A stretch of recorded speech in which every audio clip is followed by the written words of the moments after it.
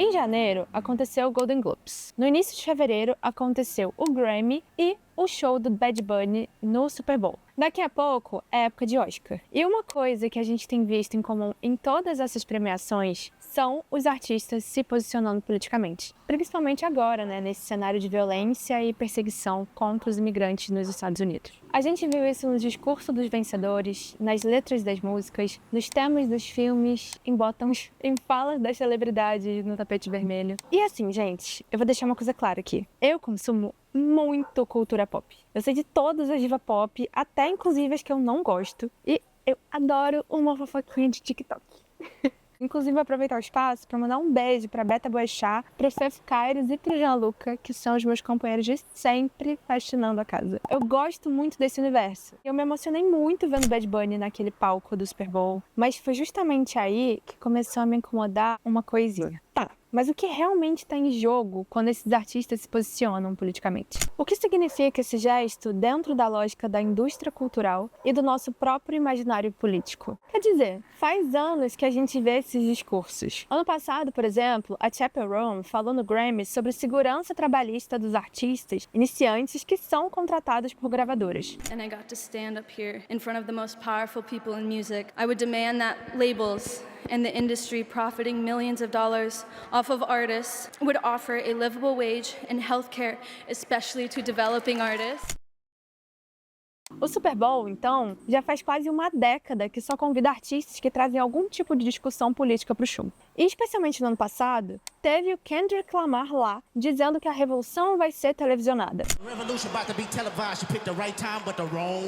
Eu, inclusive, escrevi o roteiro desse vídeo aqui antes da apresentação do Bad Bunny no Super Bowl, mas a repercussão foi tão grande que me deu vontade de falar mais sobre esse assunto. Então, mais pra frente, eu vou reservar um tempinho específico só pra falar sobre a NFL. O Bad Bunny mesmo, aliás, é uma dessas figuras representativas. Um artista com um álbum cheio de letras políticas sendo premiado no Grammy num cenário extremamente xenofóbico nos Estados Unidos. Existem uma infinidade de artistas que, de algum jeito, se posicionam politicamente no próprio fazer artístico. Às vezes na música, às vezes no discurso, às vezes na estética, no tema e às vezes em tudo ao mesmo tempo. E quando isso acontece, eu percebo essas duas reações muito recorrentes. De um lado, geralmente de pessoas mais inclinadas a um posicionamento de esquerda, isso gera, parece, uma satisfação enorme. Como se aquele gesto, aquele discurso, já fosse prova de algum compromisso político. Nicaragua, Honduras, El Salvador, Guatemala, México, Cuba, República Dominicana, Guatemala, México, Cuba, República Dominicana, Jamaica, Haití. E esses artistas famosos se transformam então em referência, em símbolo, e acabam sendo colocados mesmo nesse lugar de representação. Do outro lado, aparece uma reação contrária, mas rasa também. A ideia de que um artista não deveria se posicionar politicamente. É aquele discurso de que não é o lugar deles, de que não entendem do assunto, de que a arte devia ser neutra. We cannot really enter the field of politics. We have to stay out of politics because movies that are dedicatedly political, we enter the field of politics, but we are the counterweight to politics. And so as artists, I'm always interested in doing things that are apolitical because we're all, as humans, wanting to connect in some way. That's why we experience things together. E no fundo, a gente sabe que esse tipo de argumento tenta tirar a legitimidade de qualquer crítica política que venha do campo cultural. Como se a arte existisse completamente isolada da sociedade e como se toda obra sobre essa mesma sociedade não fosse já, por si só, política de alguma maneira. E eu, sinceramente, não concordo com nenhum dos dois lados, apesar de achar o segundo um pouco mais problemático. Até porque artista é cidadão, né? E todo cidadão tem o dever de estudar e se engajar politicamente. Claro, quem tem mais visibilidade deveria ter um pouquinho mais de responsabilidade com o que fala e, na minha opinião, mais densidade também do que só dizer, tipo, mulheres têm o direito de viver, pessoas negras não deveriam morrer, tá ligado? Não devia ser suficiente só repetir o óbvio. É preciso entender as causas e as estruturas do que se defende. Mas enfim, não é exatamente isso que eu quero discutir aqui nesse vídeo. A minha questão é outra, e eu acho ela um pouquinho mais desconfortável, na real. Quer dizer, quando um artista escreve uma letra sobre cultura nacional, como Bad Bunny, ou quando a Billie Eilish faz um discurso criticando o ICE, ou até alguém faz o filme Denúncia, isso é por si só revolucionário, desenvolver a consciência de classe nas pessoas não deveria ser só sensibilizar ou trazer orgulho pela cultura nacional. Deveria ser criar condições para que as pessoas entendam como o sistema funciona, consigam identificar os interesses de classe e se mobilizem para mudar isso tudo. Por isso, essa pergunta é uma tentativa de entender até onde vão esses discursos. Eles fortalecem processos políticos concretos ou funcionam como válvula de escape dentro do próprio sistema que dizem criticar? E eu já aviso, não é uma pergunta fácil de responder. E eu nem sei se eu vou aguentar o rajadão de postar isso na internet, porque mesmo sem ter números gigantes, eu sei como esse assunto move paixões muito facilmente, ou faz as pessoas comentarem aquele argumento bobo de não é isso que se deve criticar agora. Só que, ao mesmo tempo, se o que a gente quer é o fim do imperialismo estadunidense, é romper com o domínio econômico e militar que organiza o mundo a partir dos interesses de uma minoria bilionária, se a gente quer enfrentar o capital financeiro que sufoca países inteiros da América Latina e sustenta políticas de segregação contra imigrantes nos Estados Unidos e na Europa, então a gente precisa qualificar mais os nossos debates. Porque, cara,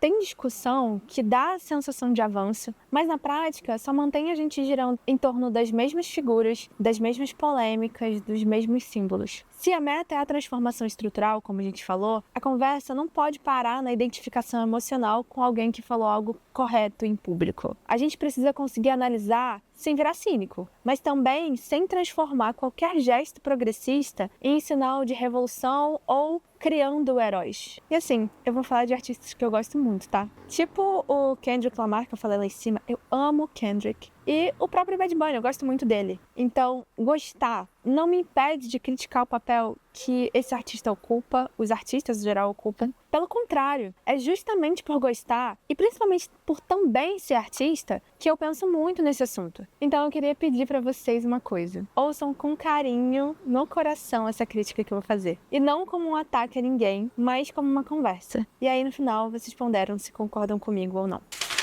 E antes da gente entrar de vez no assunto, pra você que caiu aqui de paraquedas e tá me vendo pela primeira vez, deixa eu me apresentar rapidinho. Eu sou a Julia Soupin, eu sou cineasta e mais recentemente também faço vídeos pra internet. Ainda é um pouquinho estranho falar isso. E por aqui eu costumo falar sobre cinema, arte, política, sempre tentando pensar essas coisas não como temas separados, mas como parte da mesma disputa de mundo que a gente vive. E se esse tipo de conversa te interessa, eu queria te convidar a se inscrever na minha newsletter. Quem me acompanha lá tá percebendo, eu imagino, que tem rolado umas mudanças com o nascimento de um novo projeto, onde inclusive eu não vou estar sozinha, mas ele se chama Memória Pirata. E essa é uma novidade que eu vou deixar para explicar um pouquinho mais pra frente. E, gente, eu não sei se vocês perceberam, mas eu estou num cenário novo. É a primeira vez que eu faço um vídeo pro YouTube, pelo menos no meu quintal. Mas, na verdade, o meu primeiro vídeo na internet, que foi um Reels que eu fiz pro Instagram, foi exatamente nesse lugar aqui. E não foi proposital, eu não ia fazer à noite esse vídeo aqui pro YouTube, eu queria usar meu quintal de dia. E vem aí, inclusive. E esse primeiro vídeo deu muito certo, que foi o que me deu gás pra acreditar que isso aqui era possível de alguma maneira. E nesse um ano eu já vivi tantas coisas diferentes, já vivi tantas coisas muito incríveis a partir dessa visibilidade que a internet me proporcionou. Então, eu sou muito grata e tô super feliz, na verdade, de ter dado tudo errado e eu estar aqui, exatamente no mesmo lugar, fazendo esse vídeo pra vocês. Enfim, se você puder apoiar meu trabalho para que eu consiga produzir com mais frequência, tem o Apoia-se também na descrição. E isso faz uma diferença enorme para manter esse projeto vivo com profundidade e com densidade nas coisas e nos temas que eu debato com vocês aqui. Enfim, se o Apoia-se não for possível, você já ajuda muito comentando e curtindo esse vídeo, mas principalmente comentando, porque isso faz com que o YouTube entenda que esse conteúdo aqui precisa circular mais. E pode ser literalmente qualquer coisa. O que você achou, se você concorda, se você discorda, ou só um oi mesmo, não tem nenhum problema, já vale demais. Mas enfim, bora pro vídeo. Para começar essa conversa, eu acho que a gente precisa entender o que é e para que serve a arte concretamente, não num campo subjetivo. E eu comecei a pincelar isso no meu último vídeo, mas aqui eu quero aprofundar um pouquinho mais. Por isso, antes de tudo, a gente vai contextualizar historicamente o que foi considerado arte ao longo do tempo. Por isso, eu vou usar como base esse livro aqui.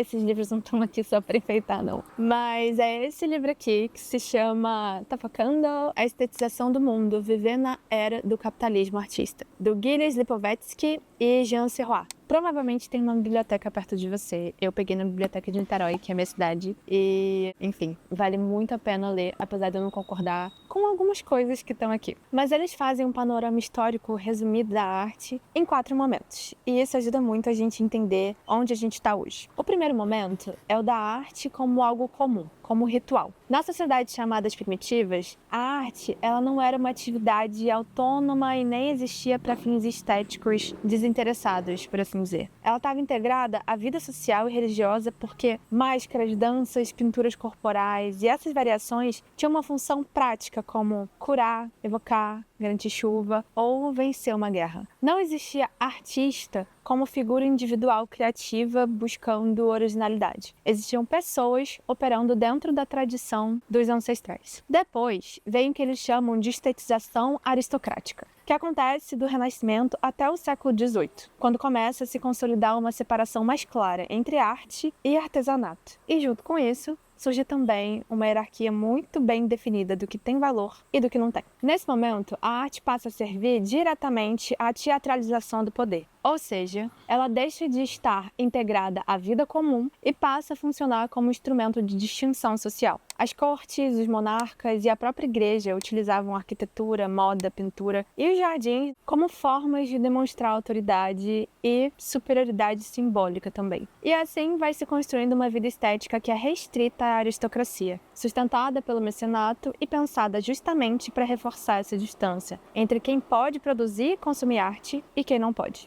Depois entramos na modernidade, nos séculos 18 e 19, quando aparece a ideia de arte pela arte. Então, nessa época, a arte ganha autonomia e passa a ser vista como um fim em si mesma. Ela se afasta da religião e do poder político e passa a obedecer às próprias leis. Surge a ideia de grande arte em oposição à arte comercial. E aí começa a sacralização da arte, como se ela fosse uma via espiritual, expressão do gênio criativo em oposição ao mundo burguês. E eu quero falar um pouquinho mais dessa fase, porque eu acho que muitas características dela ainda ressoam nos tempos atuais. O Serrois e o Lipovetsky descrevem assim no livro: enquanto na esteira do criticismo kantiano a filosofia deve renunciar a revelar o absoluto e a ciência deve se contentar com enunciar as leis da aparência fenomenal das coisas, atribui-se à arte o poder de fazer conhecer e contemplar a própria essência do mundo. Desde então, a arte está situada acima da sociedade, desenhando um novo poder espiritual laico. Não mais uma esfera destinada a proporcionar deleite, mas o que revela as verdades últimas que escapam à ciência e à filosofia. Um acesso ao absoluto e, ao mesmo tempo, um novo instrumento de salvação. Isso te lembra alguma coisa? Essa ideia de arte como reveladora da verdade superior, como um caminho espiritual? Mas enfim, nesse momento histórico, a arte assume então o lugar deixado pela religião. Ela passa a ser vista como um acesso ao absoluto, como eles disseram. E para ser pura, ela precisava ser desinteressada,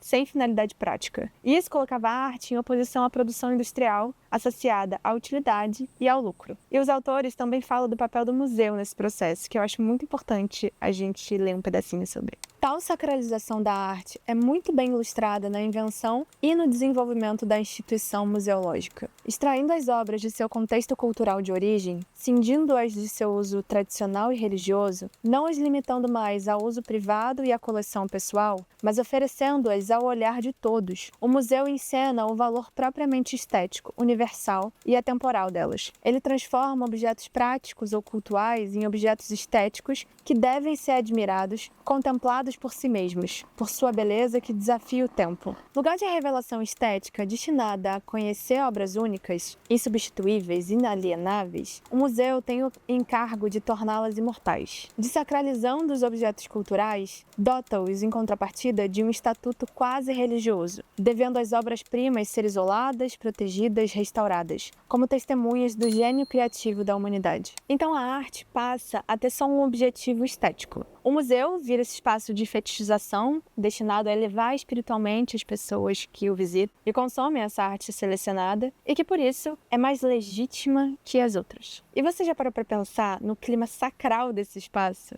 O recolhimento, a contemplação, a iluminação, o silêncio. Tudo isso faz a gente pensar que o museu se impõe, então, como um templo laico da arte. E durante esse período, houve, em contrapartida, um déficit estético na produção industrial. porque a produção em série, focada na quantidade e no baixo custo, era frequentemente associada à feiura, à cópia barata e à falta de estilo, o que reforçava a distinção elitista da grande arte como o único refúgio da beleza verdadeira. Por isso, essa diferenciação gigante sobre o que é arte e o que não é, foi uma construção cultural e ideológica da modernidade, legitimada por esses espaços, como os museus, para preservar a pureza da criação espiritual contra a impureza da mercadoria industrial. Então, como resumem os autores, passamos da arte para os deuses, para a arte para os príncipes e depois a arte pela arte. E finalmente chegamos à época que estamos, a da arte para o mercado. Os autores chamam esse momento de capitalismo artista, justamente porque é nele que a antiga oposição entre arte e mercado praticamente se dissolve. A dimensão estética deixa de ser um campo separado, quase sagrado, e passa a ser incorporada de maneira estrutural à economia de consumo. A arte se converte em estratégia de design, marketing e diferenciação competitiva, se tornando um elemento central na produção de valor. E aí, nesse contexto, as fronteiras entre os campos se embaralham muito, porque arte, moda, entretenimento,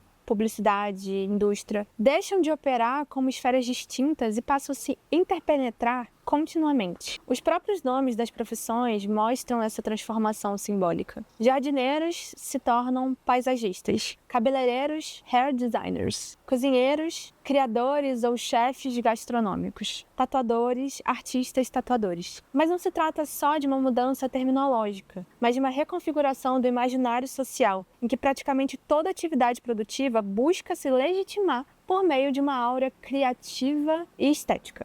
Pausa para renovar o repelente, porque aqui tá complicado. Estão ouvindo o SMR?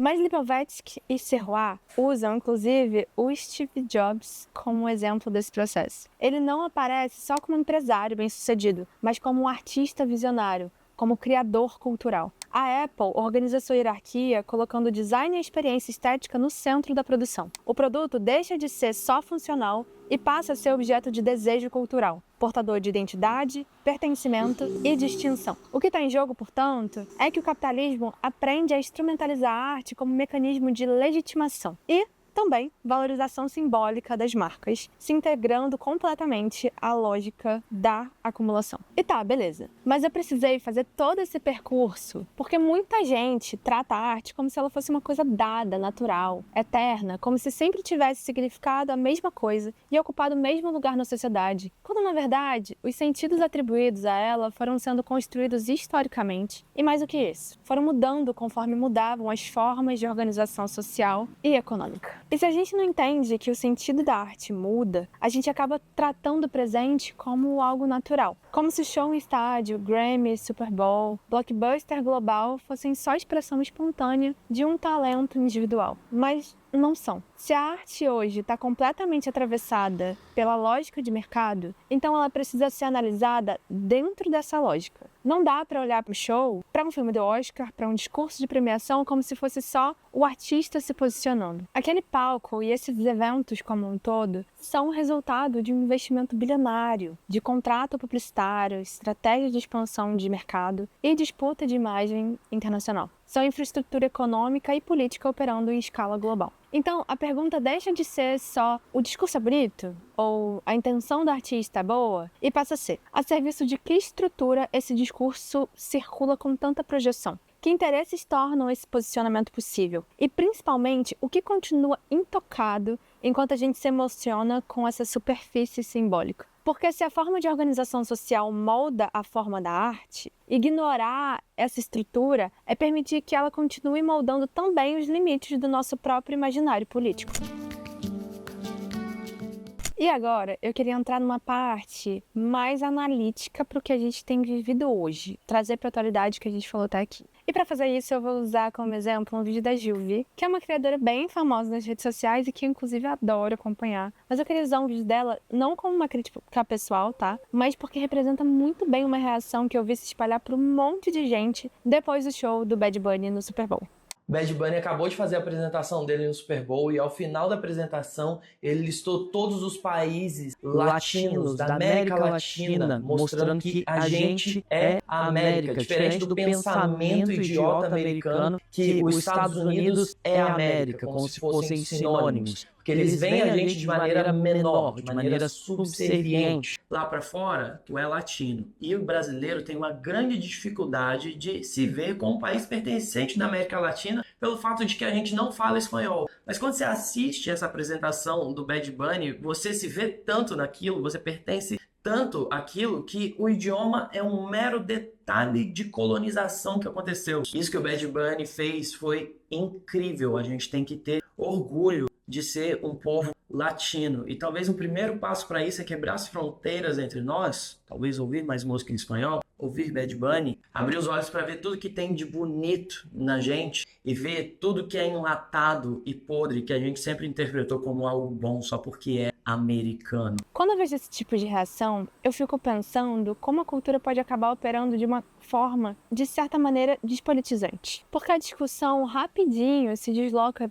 para um lugar muito simplificado, assim, como se o problema fosse só não nos reconhecermos como um povo latino-americano, sabe? E eu já levei um fecho, inclusive, por causa disso. Porque quando eu falei algo parecido em sala de aula, uma professora me perguntou: tá, mas quem é que não se reconhece enquanto latino-americano, assim? A pergunta dela é importante porque a gente tende a falar como se existisse um nós homogêneo, quando na verdade a gente está quase sempre olhando para um recorte muito específico, muito urbano, muito classe média, e apagando uma série de experiências que já vivem essa identidade de forma concreta, atravessada por outras lutas. Então, a solução seria simplesmente consumir mais Bad Bunny, mais música em espanhol, mais cultura latino-americana? Acho que não, né? E essa ideia de identidade acaba sendo apresentada de uma forma descolada da complexidade diversa e multicultural da América Latina, com todas as suas lutas, contradições e conflitos históricos, e vira quase um produto a ser adquirido em vez de um processo político a ser construído. E antes de qualquer coisa, eu acho que vale situar quem é o Benito, né? O Bad Bunny, porque senão parece que eu tô falando de um fenômeno isolado, desconectado de qualquer trajetória. O Bad Bunny é um cantor porto-riquenho que ganhou projeção global com o rap e o reggaeton e que nos últimos anos passou a incorporar nas suas letras críticas o que vem acontecido em Porto Rico e tem adotado uma estética nos últimos anos também, bem do que se é considerado latino-americano, além de se posicionar contra políticas migratórias violentas e instrumentalizadas pela direita estadunidense. Ele já fez apresentações que dialogam diretamente com a memória política latino-americana, como quando tocou Victor Jara no Chile, como eu falei no início.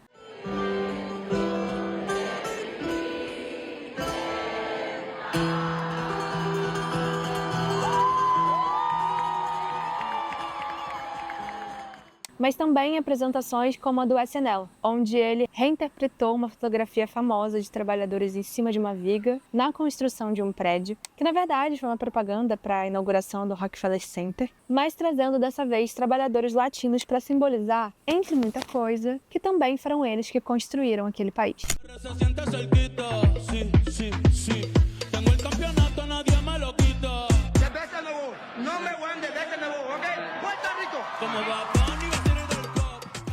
E isso de início parece muito massa mesmo. Quer dizer, tipo, a gente tá naquele palco onde a gente sempre viu todos os artistas estadunidenses que a gente foi obrigado praticamente a admirar, no mesmo lugar que uma pessoa falando da nossa identidade, falando da nossa cultura, tá também. Dá um orgulhinho, sabe, no coração. E, gente, olha só, eu não sei como é que tá o áudio, eu espero que seja maneiro, porque direto passa a moto numa barulheira aqui, e eu moro num lugar onde os meninos adoram fazer grau.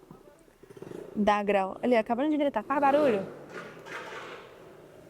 E eu que me lasque.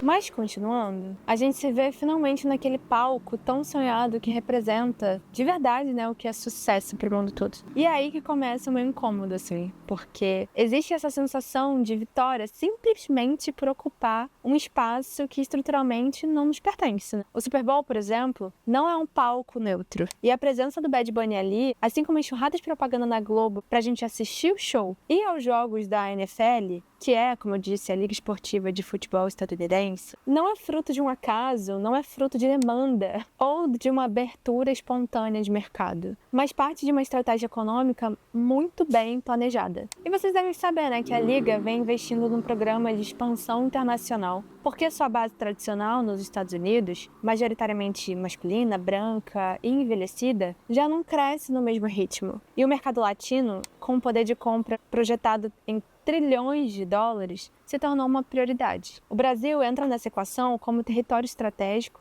e a concessão de direitos de marketing a franquias específicas ajuda a explicar essa ofensiva publicitária. E dentro desse contexto, o Bad Bunny funciona quase como um embaixador cultural latino para que a NFL se aproprie dessa estética e da rebeldia associada ao artista para se vender como moderna, inclusiva e cosmopolita, sem alterar 1 milímetro de sua estrutura de poder conservadora. É o que alguns chamam de brown washing, que é uma tática de marketing onde empresas fingem apoiar a diversidade, a inclusão ou causas que tem a ver com raça só para vender mais. Isso tudo porque, gente, quando no telão do Super Bowl a gente vê, durante o tempo inteiro do show do Bad Bunny, uma frase escrito "A solução para o ódio é o amor", o que está sendo oferecido pra gente não é uma crítica complexa e estrutural. É um afeto despolitizado que cabe perfeitamente nesse espetáculo todo. Amor é essa palavra coringa, né?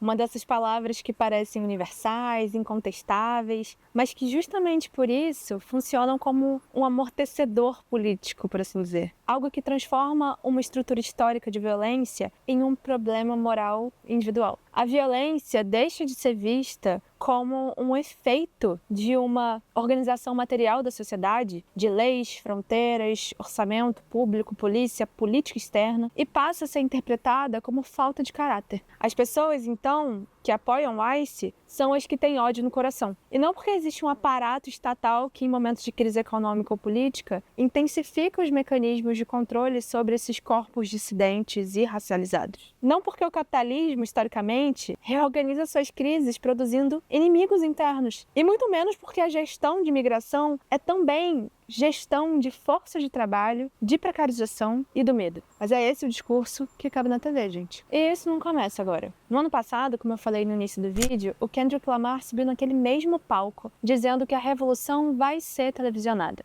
fazendo referência à música estadunidense que afirmava justamente o contrário, que a revolução não aconteceria com visibilidade das corporações. E eu vi um tweet, inclusive, que resume muito bem essa lógica. Ele fala assim: eles atiram em pessoas negras nas ruas e depois te dão Beyoncé para que você esqueça. Eles atiram em venezuelanos nas ruas de Caracas e depois te dão Bad Bunny para que você esqueça. Isso é o império dos Estados Unidos. Sempre funcionou assim. E quando a gente olha historicamente para esse show, que acontece no intervalo do jogo, realmente dá para perceber que ele vem funcionando como tática ideológica há anos. Foi o que essa queridíssima, a The Scarlet Faget, escreveu no Instagram dela. E eu basicamente vou resumir esse texto para vocês, mas se vocês quiserem ler ele completo, eu vou deixar bem no início das minhas fontes que estão na descrição. Entre 2012 e 2015, nos anos Obama, o Halftime Show consolidou uma imagem muito específica do país. Não se tratava de diversidade no palco, mas de uma construção de narrativa de multiculturalismo.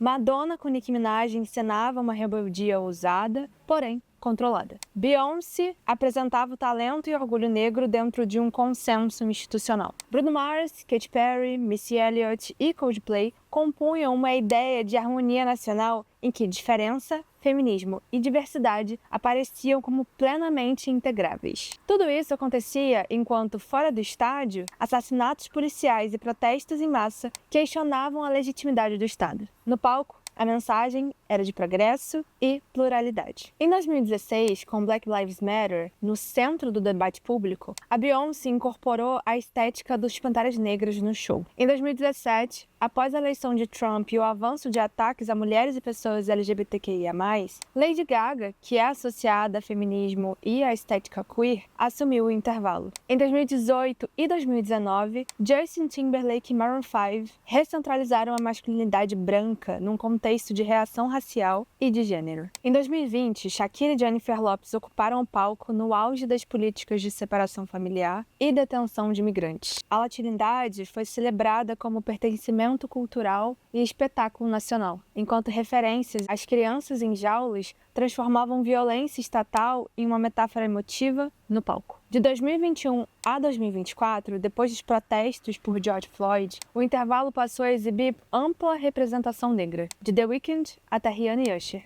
sinalizando escuta e aprendizado. Só que a violência estatal continuou, e a negritude foi convertida em patrimônio cultural e quase que uma prova de progresso representacional, funcionando como algo que trouxesse orgulho e que simbolicamente desse a sensação de reparação política. E aí, chegamos a 2025. Enquanto o genocídio na Palestina se intensificava, não houve qualquer presença árabe ou muçulmana no maior palco televisivo dos Estados Unidos. E um adendo, aqui eu falo La Palestina como a minha diva pedagolítica também fala no canal dela, porque a gente sabe que falar sobre essa situação nas redes sociais diminui muito o nosso alcance na internet. Mas enfim, entendam como uma forma de continuar com que esse nosso discurso chegue às pessoas, mesmo que as plataformas queiram que não chegue. Enfim, a violência foi tratada como externa ao espetáculo nacional, diferente dos outros anos. O foco foi deslocado para a luta racial interna, operando ali como canal autorizado de indignação. Mas nesse mesmo show do Kendrick, quando um dançarino levantou uma bandeira da La Palestina e do Sudão, que estava fora do roteiro do show, ele foi imediatamente detido. Ele foi retirado do estádio e posteriormente banido da NFL de forma vitalícia. E essa rapidez na punição foi muito chocante.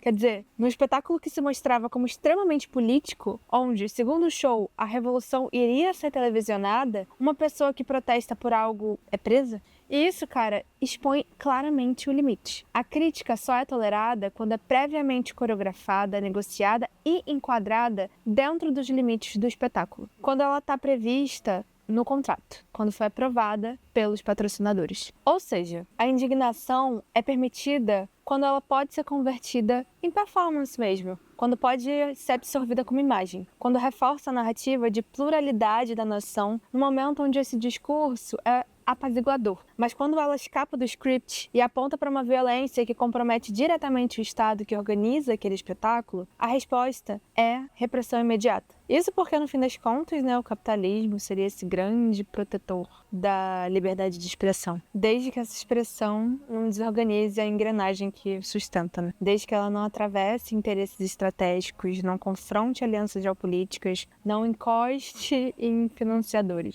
And I know this is going to make me cry. In a place where you feel repression and censorship, to see Spain and to see the president and what he says and what the support that he's giving about Gaza, and to have actors like Javier Bardem and come forward with such a strong voice is so important to us in the United States. I can't tell you, when you turn on the TV and you see how strong Spain is and how clear that you are morally about these issues, you just don't hear that on television in the United States. You don't know that exists. The very first November, I was fired by my agency, specifically for marching and speaking out about Gaza, for asking for a ceasefire. And it became impossible for me to even be on television. I don't know lately if it's changed, but and I couldn't do any major film, anything connected with, Hollywood. E isso, cara, prova a própria lógica de funcionamento do show como essa tecnologia cultural de gestão de conflitos internos e a absorção dessas insurgências revolucionárias através da arte e do espetáculo para domesticação do público. E nisso tudo, a escolha da NFL de chamar o Bad Bunny acontece junto com uma narrativa polarizada de Trump versus Bad Bunny que tomou as redes, não sei se vocês viram. Imagina um latino no epicentro do maior evento da televisão estadunidense.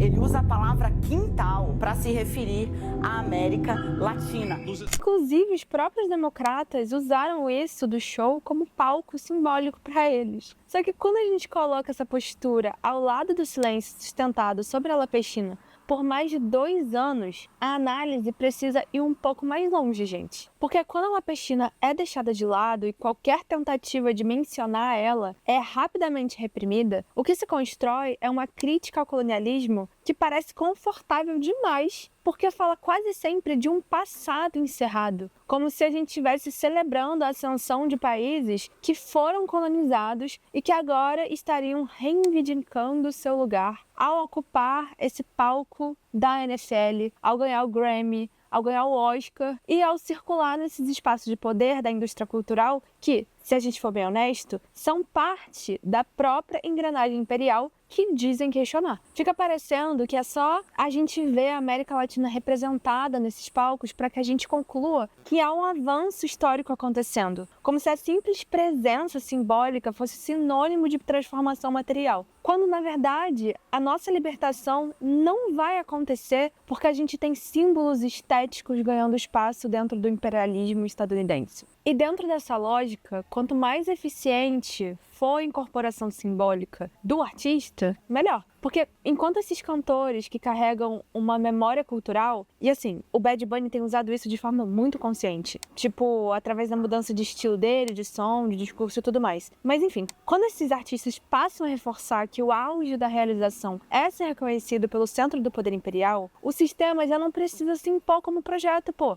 Ele se apresenta pra gente enquanto destino. Ele se naturaliza através da voz desses artistas. No discurso do Bad Bunny, isso ficou muito evidente pra mim. A narrativa de que acreditar em si mesmo foi o que levou até ali, até aquele palco, usa essa história pessoal para apontar esse lugar como o máximo a ser desejado. O Grammy entregue à criança latina, pra mim, é infelizmente muito significativo, porque é uma imagem que organiza a expectativa, sabe? Tipo, o nosso sonho era pra ser chegar ali. Esse sonho, então, deixa de ser disputar a estrutura e passa a ser legitimado por ela. E o Bad Bunny vira essa prova que dá sim pra nós, enquanto latinos, estarmos lá. É só acreditar em si mesmo. Coisa essa que fomos ensinados a vida toda a acreditar mesmo. E essa narrativa toda é ideológica, óbvio. Os poderosos não precisam calar todas as críticas, tá ligado? Eles só precisam garantir que no final o nosso horizonte, o nosso objetivo de vida, o objetivo dos condenados da terra, os objetivos dos povos do sul global, continue sendo o mesmo.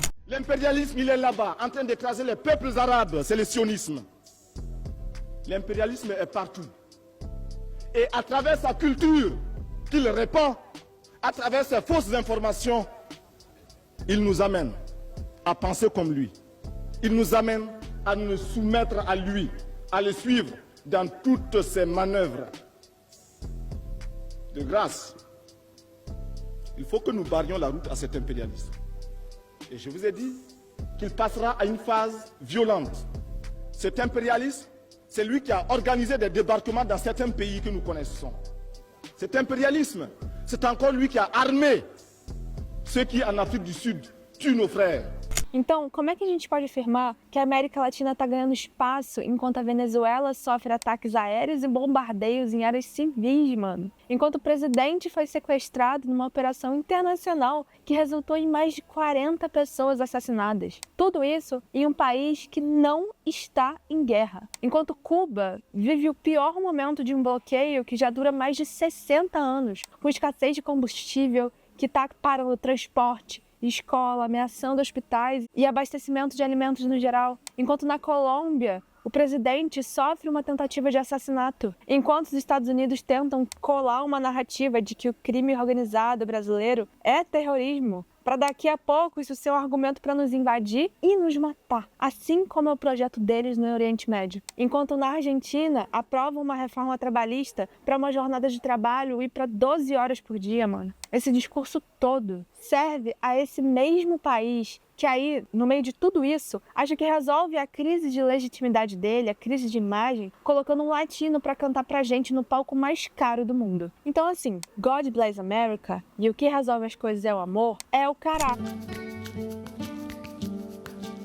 E quando alguém diz que o olhar de fora para a cultura latina está mudando, a pergunta que precisa vir imediatamente da gente é por que está mudando, mano? E a quem interessa essa mudança? Porque não é um gesto espontâneo de reconhecimento, nunca vai ser. Fica ainda mais evidente que a reorganização econômica e geopolítica não está sendo interrompida por essa celebração cultural, mas acompanhada por ela. Então, Pra mim, o show do Bad Bunny e toda essa disputa política que se constrói em torno dele acabam suavizando a imagem do imperialismo estadunidense aqui na nossa terra, porque cria a sensação de que a gente está sendo reconhecido e incluído, enquanto as estruturas de dominação seguem operando com a mesma força. E é nesse ponto que a arte pode se tornar alienante. Mesmo quando canta que a memória é importante, ou quando coloca na capa do álbum uma cadeira que lembra a casa das nossas avós. Porque a estética da memória não substitui a luta pela transformação das condições materiais que continuam nos atravessando. A estética captura a gente, e nos captura de um jeito muito sofisticado, porque ela não paralisa a gente pela força, mas pelo encantamento, tá ligado? Ela envolve a gente, nos emociona, nos faz sentir representados, vistos, incluídos, e é justamente aí que mora o perigo. Porque enquanto a gente vibra com a imagem da rebeldia, com a performance da crítica, com a sensação de que algo está sendo dito no grande palco, a estrutura que organiza esse palco está planejando como nos matar. E a gente sai com a impressão de que avançou, de que ocupou um espaço e de que venceu uma batalha simbólica contra o Trump.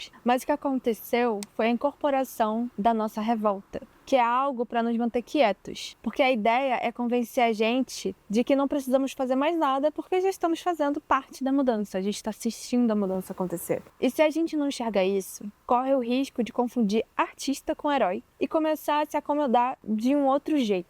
Dessa vez acreditando que pode delegar a um palco corporativo aquilo que só pode ser construído por ação coletiva fora dele. Essa reafirmação da própria cultura é interessante, eu sei. Porque eu também sei, ela aparece como forma de nos opormos à cultura que nos obrigam a amar desde sempre. Como a Juve mesmo diz no vídeo que eu mostrei lá no começo. A gente passou a vida inteira aprendendo que somos menores, que nossa cultura é horrível, que nossa religião e nossa arte são terríveis, enquanto o que importa seria o cristianismo europeu, que o melhor lugar do mundo é Nova York e que a música clássica europeia é o supra-sumo da arte. Eu tô ligada nisso. Por isso, ver nossas representações desses espaços nos afeta e não deixa de ser legítimo que afete. Existe aí um contraponto simbólico. Só que isso, por si só, não desenvolve consciência de classe. Ainda mais no momento que a gente está vivendo, em que a arte, a cultura e a identidade são capturados pelo mercado e funcionando para legitimar poder. Fanon, esse autor martinicano, que é um revolucionário, fala nesse livro, Condenados da Terra, um pouquinho sobre isso. No capítulo sobre cultura nacional, ele explica que o regime colonial não se contenta mesmo em dominar e explorar economicamente suas colônias.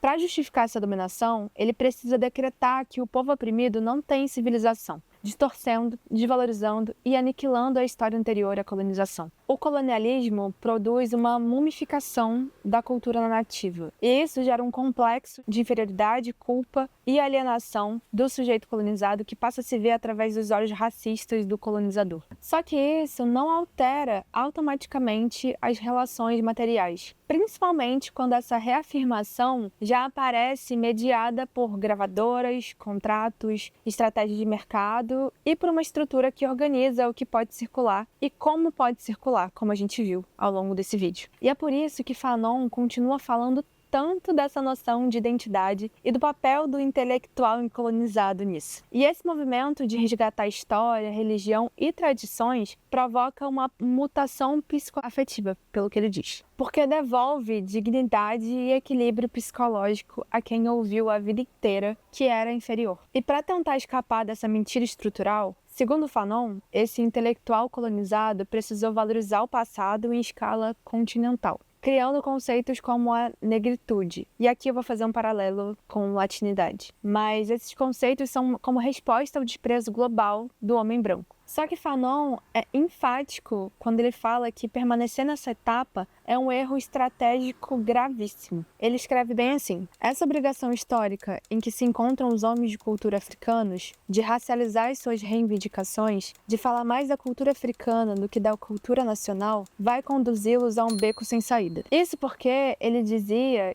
que as realidades objetivas e os problemas existenciais dos negros em Chicago eram fundamentalmente diferentes dos negros em Dakar, já que toda cultura é primeiro nacional. E quando esse resgate cultural ignora as tradições materiais e se limita ao orgulho estético das roupas, das cores, dos costumes, ele cai no que Fanon chama de banal intenção de exotismo. O intelectual, o artista, que se satisfaz com esse revestimento visível, acaba se comportando como um estrangeiro diante do próprio povo, porque confunde cultura viva com uma tradição imutável. E é nesse sentido que o Fanon também fala. O homem de cultura, em vez de ir à procura dessa substância, em plena renovação, deixar-se-á hipnotizar por esses andrajos mumificados que, estabilizados, significam, pelo contrário, a negação, a superação, a invenção. A cultura não possui nunca a translucidez do costume. A cultura invade eminentemente toda a simplificação.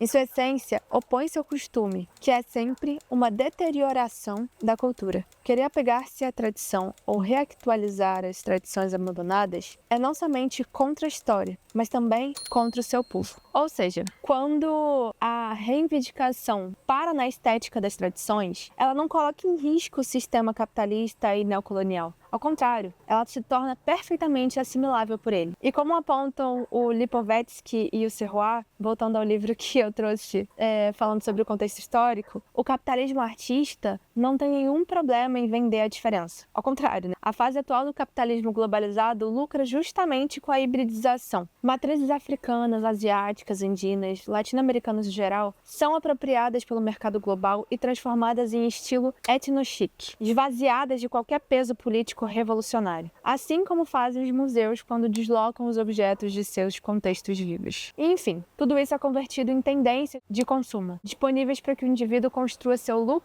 ou o seu cenário de vida. E Fanon deixa claro que a única forma de impedir que a identidade seja capturada como mercadoria folclórica é inseri-la de maneira indissociável na luta concreta pela libertação nacional. Porque a cultura só ganha contornos reais no interior desse combate histórico. Não existe revolução feita apenas de símbolos ou poemas identitários. A arte e a cultura são subprodutos da ação política e material das massas, o que significa que lutar pela cultura nacional implica, antes de tudo, lutar pela libertação do território e pela destruição do imperialismo. E o Fanon, eu juro que é uma das últimas citações, mas ele diz assim: o homem colonizado que escreve para o seu povo, quando utiliza o passado, deve fazê-lo com a intenção de abrir o futuro, de convidar a ação, criar a esperança. Mas para garantir a esperança, para lhe dar densidade, é preciso participar da ação, engajar-se de corpo e alma no combate nacional. Pode-se falar de tudo, mas quando se decide falar dessa única coisa na vida de um homem, que é o fato de abrir o horizonte, de levar luz para si, de pôr em pé a si mesmo e ao seu povo, então é preciso colaborar com seus músculos. Oi? Fico toda arrepiada. Mas isso tudo significa que o poeta ou o criador, no geral, que tenta produzir uma obra nacional só descrevendo seu povo, suas tradições ou exaltando sua raça, fracassa se não fizer antes a concessão da carne e do sangue, como Fanon fala. O que quer dizer que é o compromisso nacional irreversível ao lado do povo na luta. É só a partir desse engajamento orgânico que a arte deixa de ser lamento ou contemplação e se transforma em literatura de combate, convocando o povo inteiro para a luta pela existência, dando forma à consciência nacional e abrindo perspectivas históricas. E, gente, essa é a minha leitura de Fanon, mas eu recomendo demais que vocês leiam essa parte sobre cultura nacional. Eu acho que é umas 60 páginas, vale muito a pena. É muito interessante, eu sempre volto nela para pensar o papel da arte. Ainda mais hoje, trabalhando com roteiro, porque isso é essencial para todo mundo que trabalha com cultura e que, através de narrativas, de história, e junto com a luta política, né, quer produzir coisas que gerem impacto e mudem alguma coisa. Então, festejar é importante, eu não tô negando isso. Eu me emocionei vendo Bad Bunny e eu não nego que o sentimento da gente assistir símbolos que nos representam enquanto povo, mesmo que sejam símbolos um pouquinho simplificados, né, para criar um universal latino-americano, nos afeta. E é para nos afetar mesmo. E é justamente nesse ponto que o capitalismo contemporâneo opera com muita eficiência, mano. A financiarização, o mercado, ele precisa produzir incessantemente para gerar lucro, inclusive criando produtos que não respondem a nenhuma necessidade prática, né? Então, para vender esse supérfluo, o sistema precisa explorar o nosso sensível, precisa criar uma narrativa em torno do produto. estetizá-lo, transformá-lo em experiência. E aí, nesse cenário, identidade também vira mercadoria, como a gente falou ao longo do vídeo. Por que você está consumindo latinidade se você é latino? Por que você está consumindo uma coisa que você já é? E como o livro do Serroir e do Lipovetsky coloca, mas o processo de estetização hipermoderno extrapola em muito as esferas da produção, tendo alcançado o consumo, as aspirações, os modos de vida, a relação com o corpo, o olhar para o mundo. O capitalismo artista impulsionou o reinado do hiperconsumo estético no sentido de consumo superabundante de estilos, de certo, porém mais amplamente no sentido etimológico da palavra, de sensações e de experiências sensíveis. Você consome a sua própria cultura porque ela foi destituída de seu peso político e aí agora está sendo devolvida para você como estilo, numa embalagem bonita e como trend. E quando isso acontece, a gente passa a se relacionar com a própria origem de forma fetichizada, quase como um turista consumindo um certo exotismo, sendo que esse exótico é um olhar racista introjetado e que nos mantém sempre como os outros. Por isso, festejar que agora a gente tem espaço dentro das premiações deles é triste, porque a gente deveria lutar para que essas premiações deixem de organizar o imaginário global, não implorar por espaço dentro delas. E aí você pode perguntar para mim, tipo, mas e a representatividade? Ela não muda nada? E sim, muda, mas muda de forma quantitativa, entre aspas, um problema que é qualitativo. Ela pode ampliar a nossa presença em alguns lugares, pode garantir que apareçam mais um ou dois Bad Bunnies ou mais algumas pessoas que parecem como a gente nesses grandes palcos. Só que isso, por si só, não altera o imperialismo estadunidense na América Latina. O mesmo que, inclusive, patrocinou diversas ditaduras no século passado aqui e que hoje reorganiza a nossa identidade como mercadoria para revendê-la pra gente, só que agora com uma embalagem nova, mano. É surreal. E a gente já viu pessoas racializadas, mulheres, membros da comunidade LGBTQIA+, ocupando espaços de destaque e ainda assim operando dentro da mesma lógica que concentra poder, legitima a guerra, sustenta bloqueios econômicos e mantém estruturas que seguem ferindo e matando negros, indígenas, latinos e financiando massacres na ala Palestina. What message would you like to send for Israel? Hopefully someday I can make it over there. Like I said, I've never been over there, but I've heard nothing but great things. And para que algo mude de fato, precisa haver enfrentamento estrutural e disputa por um projeto político, cara. E aí a arte pode refletir isso de várias formas. Eu vejo muito isso, na real, nas obras do Garcia Marques, porque, enfim, ele não separava a sua vocação criativa da sua militância política. Ele é alguém que eu volta e meia, assim, volto a pensar na trajetória e na vida e na obra, por ser uma grande fã, mas também por ser uma artista comunista, né?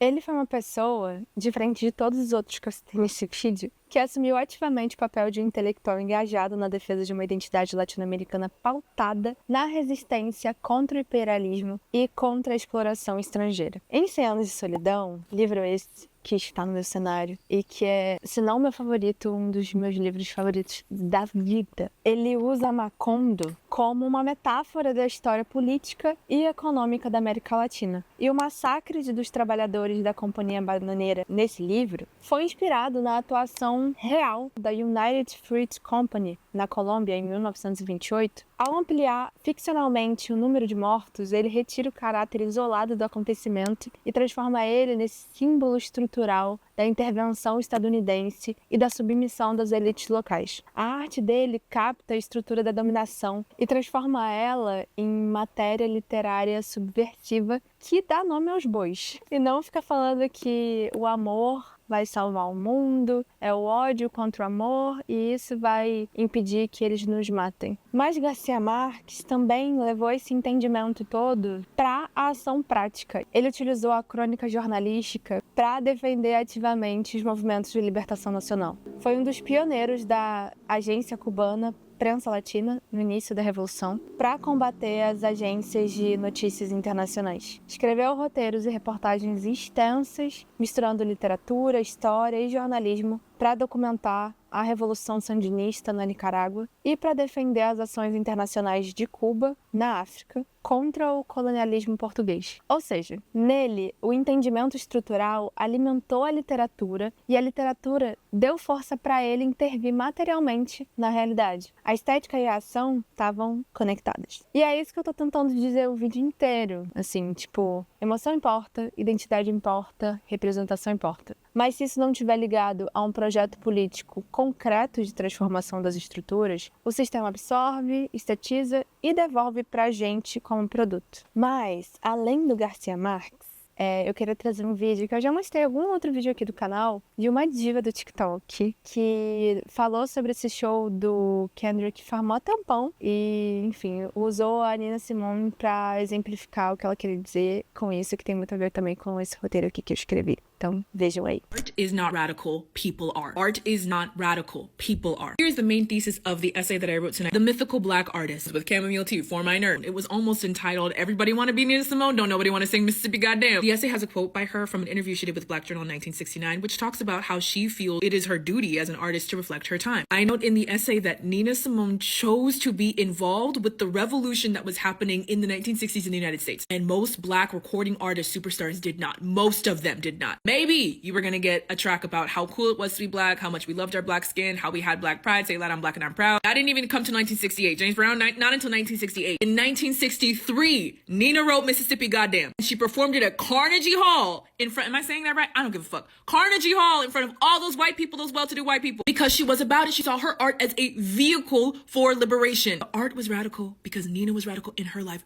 Her art reflected her life. That is the case for artists. Their art reflects their life. Black capitalists benefit from Black radicals, but Black radicals never benefit from Black capitalists. We long for this mythical Black artist who reflects the times, capital T, who is able to speak to the plight of struggle and revolution. What we're longing for is a powerful revolutionary, a revolutionary that has become powerful and sovereign enough to be able to become an artist. And what we have are artists who are cosplaying revolution and feeding it in artificial little bites to us. And we lap that shit up because in reality, radicalism is still radical.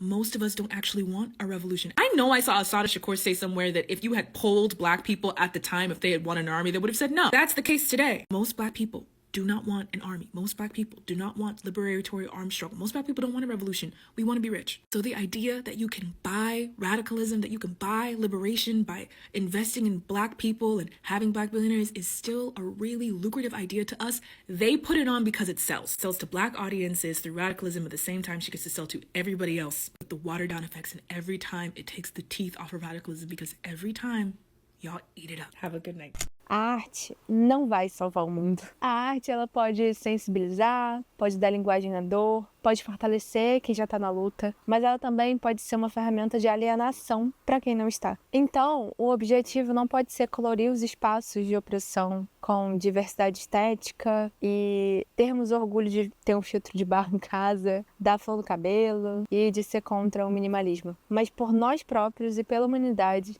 é preciso mudar de procedimentos, desenvolver um pensamento novo, tentar pôr de pé um homem novo, como Fanon escreveu. E talvez a pergunta que fique não seja mais a arte vai salvar o mundo, mas o que a gente está fazendo e o que esses artistas estão fazendo para que o mundo mude.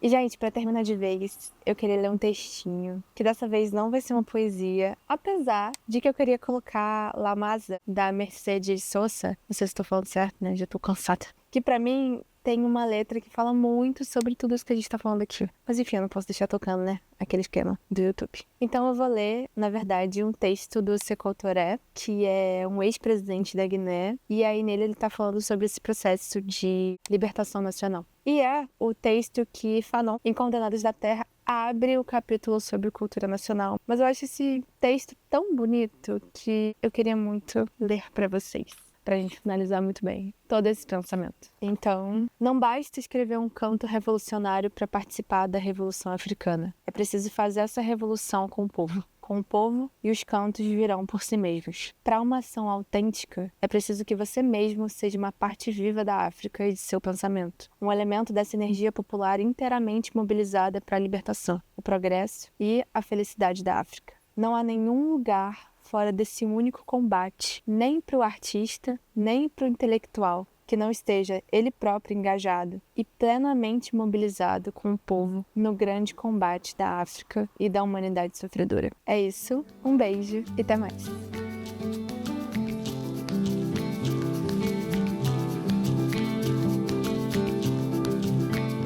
Ai, deixa eu mostrar pra vocês o meu cajá.